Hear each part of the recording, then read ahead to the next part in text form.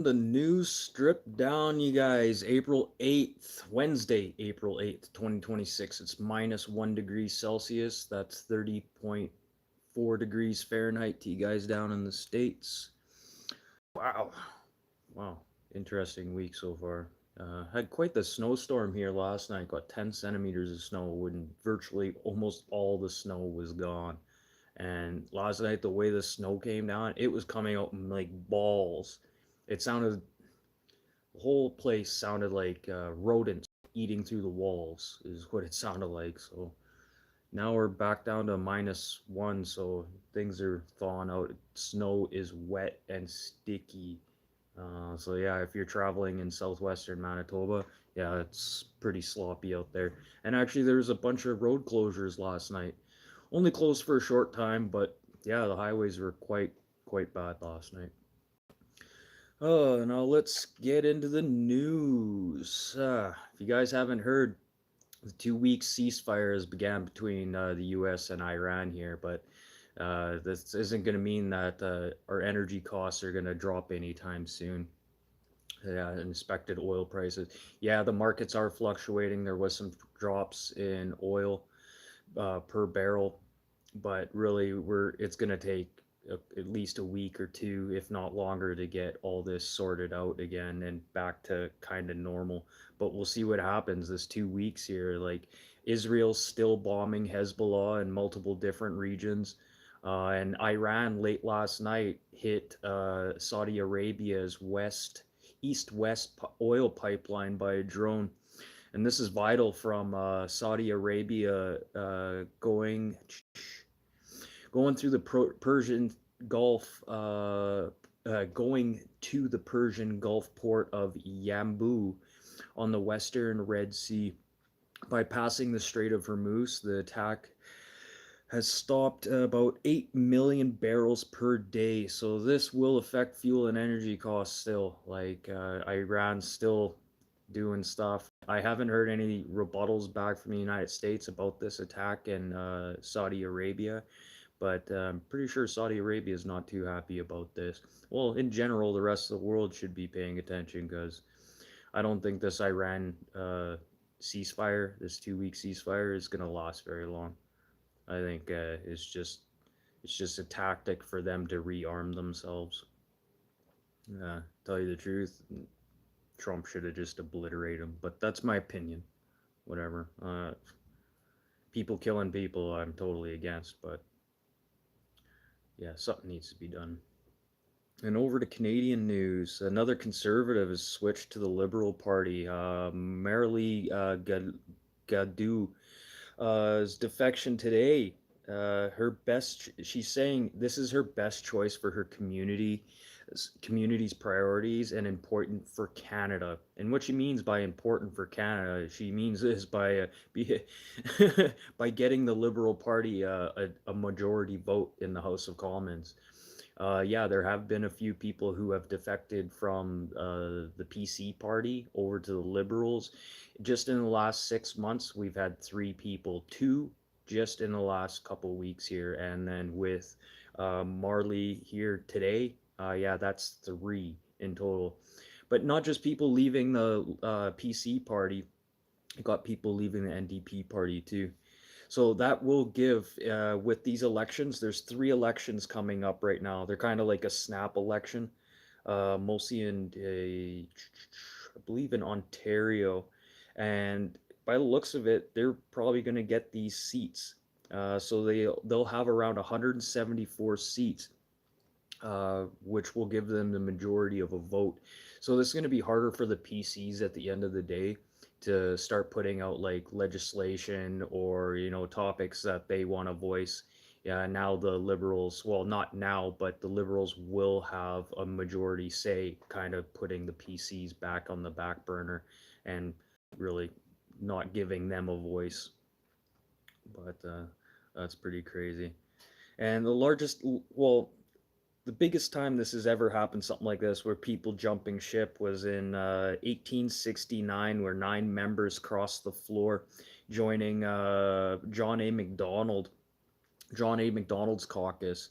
To Yeah, and then five of them left that day alone where they switched. And then there was talks about an NDP leader, Lori Itlau from Nunavut. She switched from the NDP party to the Liberal Party. And yeah, this is a little concerning when it comes to the Liberal Party. We want to talk about skeletons in people's closets. Yeah, this Lori Itlau, her son has been charged and was facing more charges of possession of child pornography and accessing child pornography. And these are the people that we have in power here, you guys. So you guys up in Nunavut, yeah, think about that. These are your people, and then they're willing to jump ship from. You voted for an NDP. Now that person has jumped to Liberal. So are you going to follow that person along? Especially now that I was giving her great praise for jumping to the Liberal Party because I'm not a big fan of the NDP. They've just a bunch of corrupt retards. But yeah, they definitely got to go for sure, the NDP. But yeah, with Lori Itlau's son's allegations coming up here now, just letting more crooked people get into politics. This is why I could never get into politics because I don't have that many skeletons in my closet, especially a kid who's, looking up child porn. Oh yeah, and her son's name is Robin Itzlau. Yeah, figure that one out, eh? No. And over to Poland. Poland has detained a Chinese man after he is seen taking photos of a rail infrastructure. He has just been detained, and they're looking through images, and then they're going to deem if it was a national security risk or not. And this is due to Poland's Homeland Defense Act, which photography is prohibited around 25,000 locations around Poland.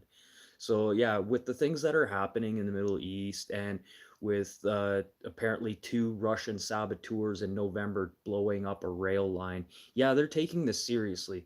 Whether he's just a tourist taking photos or what, but I could understand why they're taking this very seriously.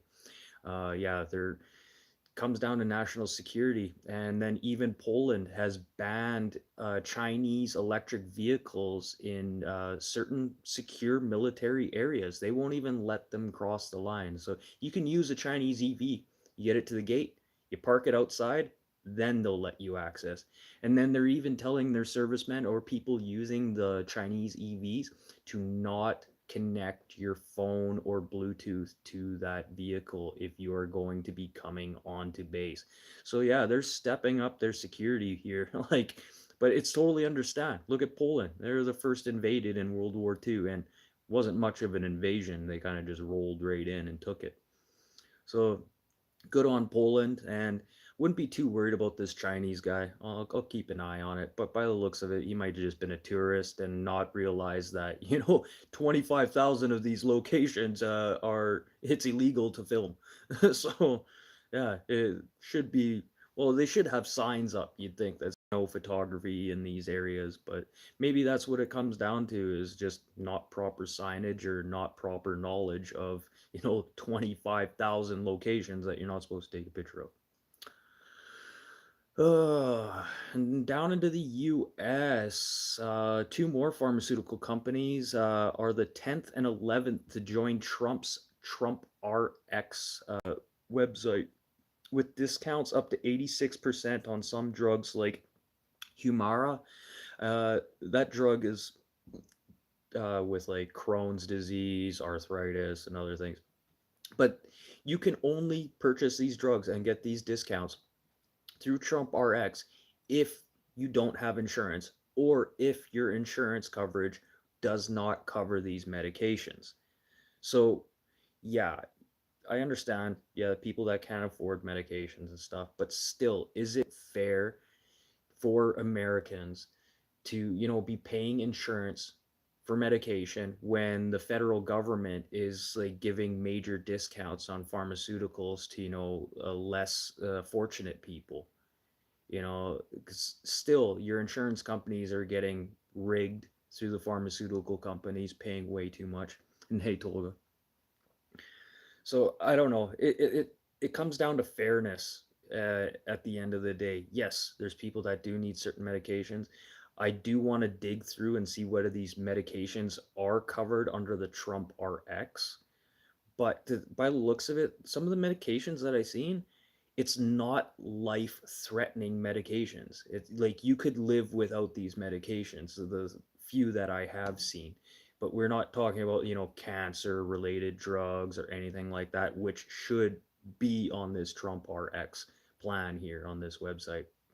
But I'm gonna dig into this because there's 11 of these pharmaceutical companies that are all joined into this Trump RX. So I'd like to see what type of medications are available and what type of discounts you would be getting as an American if you did purchase through them instead of going through your insurance companies.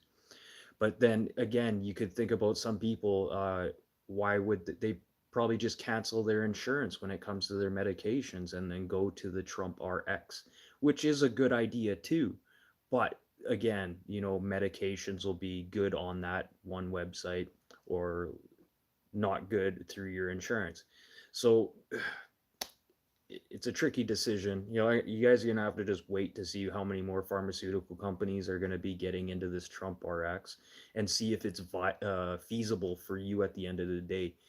Like for me, for instance, there's a Canadian dental program that if you're unemployed, you can get. But due to the fact that I'm under somebody else's health insurance program, I don't qualify whether I work or not. But at the end of the day, feasibly, it would be cheaper for me to leave the other person's healthcare coverage and then stay on unemployment and get my teeth fixed through the federal government instead of me paying for this insurance and then I still have to pay a deductible at the end of the day. So I'm still paying more money into it with insurance, which doesn't make any sense. Yeah, deductible, blah, blah, blah. Why do we pay for insurance in the first place? So I'm going to keep an eye on that and see what happens. And let's get over to Alberta. The First Nations in Alberta are in court right now saying that separatist push for the province to separate from Canada is irresponsible and dishonorable and should be shut down, arguing that the court posed a referendum would violate treaty rights.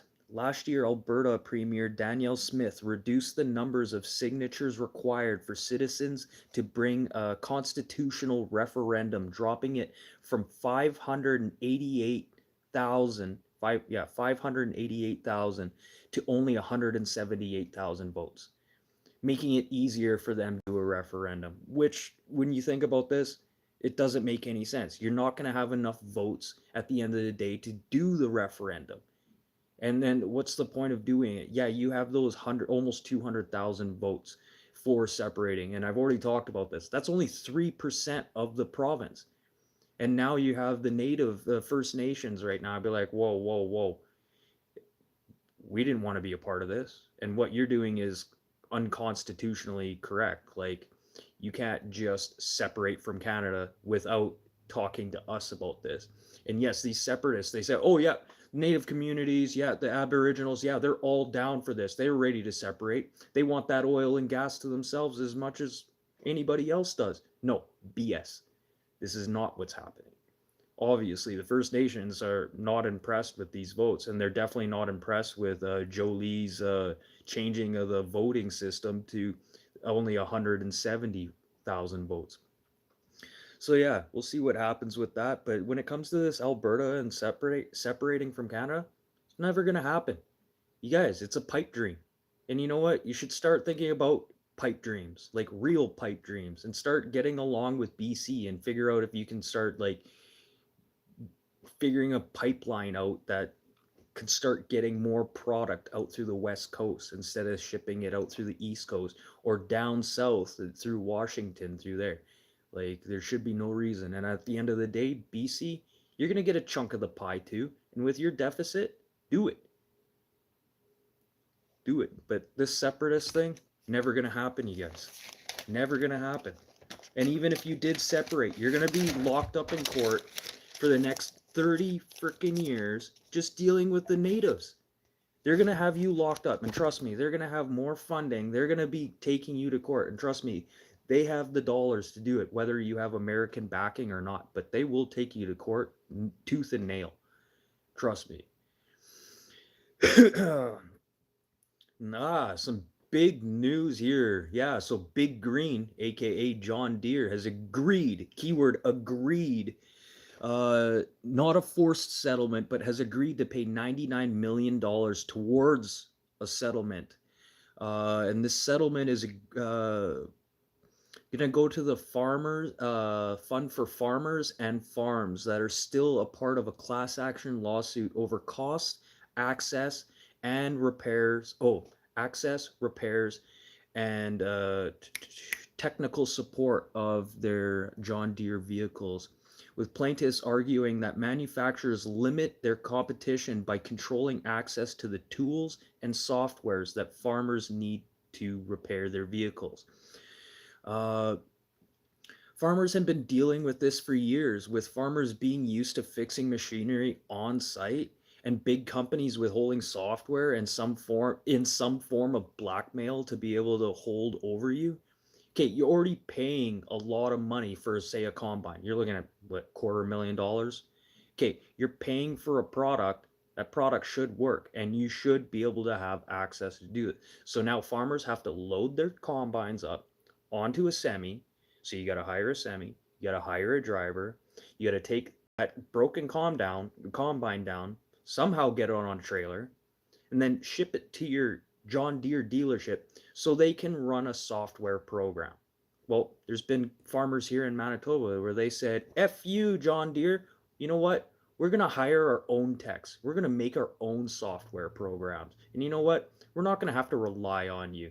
No, we're gonna have to spend all the money just getting our vehicle or our equipment back and forth from your facilities, just so you can do some stupid software updates. And yeah, good for these farmers, but these farmers are getting sued by John Deere now for going beyond their means to, just to have a running working combine. But yeah, John Deere, and not just John Deere, other uh, implement factory or companies are all doing this right now. They're blackmailing farmers by withholding data or software updates from them. And yeah, and this $99 million that's going to go towards farmers and farms and farmers, $99 million, that's peanuts, you guys. That's peanuts. Just think about how many farmers right now have had to take all their combines or all their equipment back to John Deere to just do these software updates. If you added them all together, I guarantee you it would be in the hundreds of millions of dollars of just transporting and nonsense and hiring drivers to take this equipment back and forth.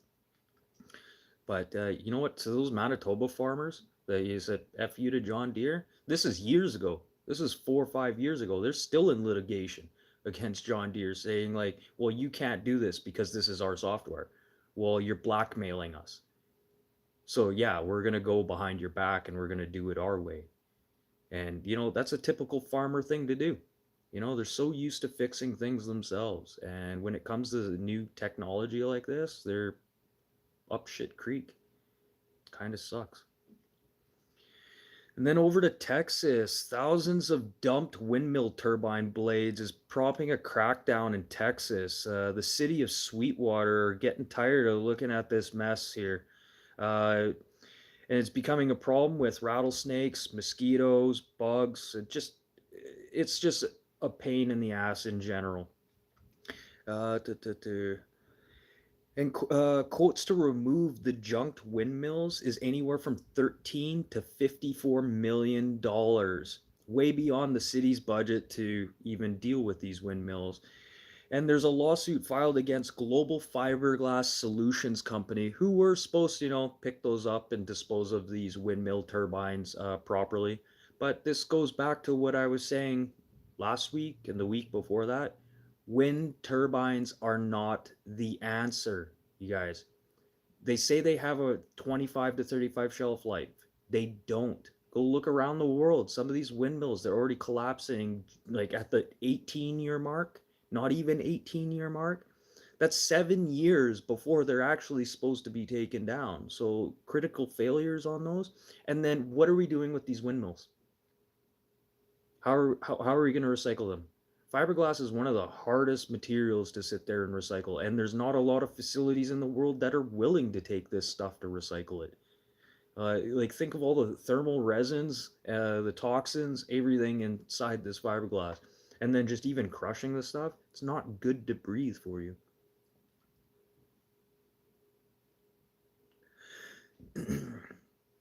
So yeah, it's just funny. Like I just watched a windmill. It was in Taiwan. I think it was only 17 and a half years old. There's a car driving down the road and windmill just falls over. Like, what the hell? Well, that's pretty much it for the news today, guys. Wednesday, April 8th, 2026. A new strip down, 30 minutes or less. Why? Because anything longer than that is just BS anyways. If you guys like the news format like this, hit the like button, subscribe. I'm here Monday to Friday, 4 to 4:30 p.m. Central Time. And let's end everything off on things that happened today in history. April 8th, 1820, the Greek statue Venus de Milo was discovered in the Argentine islands of Milos.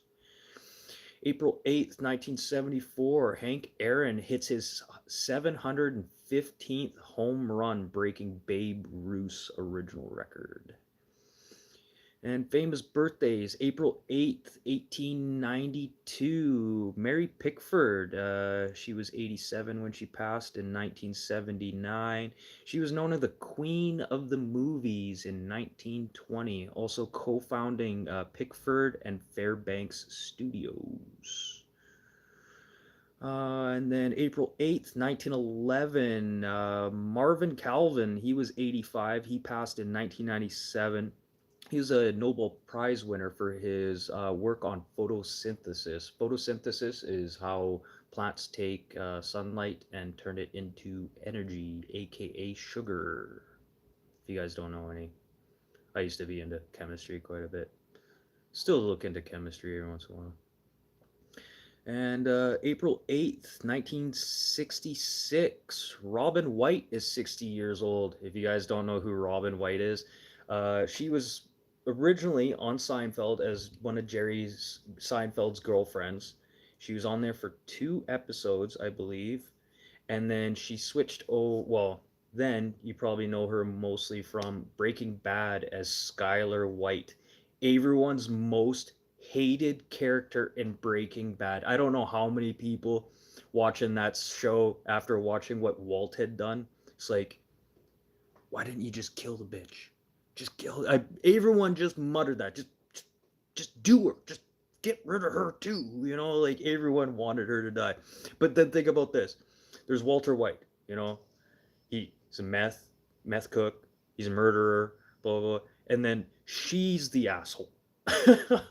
like, like it's so funny. Like, it's funny how a plot can do stuff like that. And then April 8th, 1968, Patricia Arquette, she's 58. Probably know her from the movie True Romance, written and directed by Quentin Tarantino. And April 8th, 1981, Taylor Kitsch, he's 45. And you probably know him best for his 2018 series Waco. So yeah, that's it for the news today, you guys. 24 minutes, that's not too bad. But I will be back tomorrow for Thursday's show, you guys. Monday to Friday, 4 to 4:30 p.m. Central Time. News stripped down. If you guys like the news like this, no nonsense, no BS, 30 minutes or less, and now you guys can just go stare at the wall. You don't have to go watch your, your state-controlled media. You know, sitting here trying to find good topics to tell you guys. It's hard. It's hard. Hopefully, it gets a little bit easier with this Iran stuff. Kind of ending, hopefully. But we'll just get back into another dump of Epstein files that I'll have to ignore. But that is it for today. I'm going to go heat up some Medicotti. Oh, Medicotti. So good. And eat that up, and I'm gonna go play some video games because I'm not going outside today. It is too wet, too mucky, too sloppy, and that snow is heavy. It sticks to your boots like thick, thick mud. Oh, excuse me. But yeah, I'll see you guys tomorrow. Tolga, everyone else, thanks for popping in. And yeah, you guys, is there anything you want me to talk about or something in the news that you feel that I should talk about that nobody's giving enough credit to? Leave a comment in the video and let me know what's happening. Um, I love topics. I have a buddy from overseas who sends me things every once in a while, but I don't know. With what's happening in Iran, he's kind of getting flooded with just war conflict stuff, which I don't really want to talk about. Or Epstein stuff, because you could talk about that stuff for the next 20 years and we're not going to get anywhere with it. The only way we're going to get anywhere with Epstein is to go talk to Peter Nygard, the guy who apparently found the fountain of youth by injecting stem cells into himself. So yeah, guys, look into him.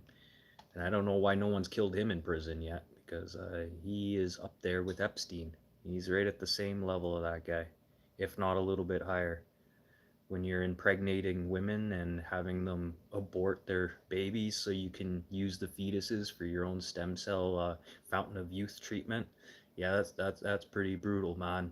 And this guy, this guy's gonna be getting out of jail here soon, but he's gonna be extradited to the States.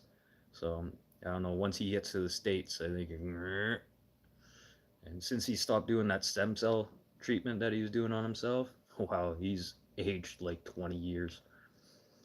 But yeah, I'm out of here. Tolga, if you want to play games later or anything, let me know. I'm around. Okay, I'm out of here, you guys. Peace out. Oh, that didn't work. Walk, walk.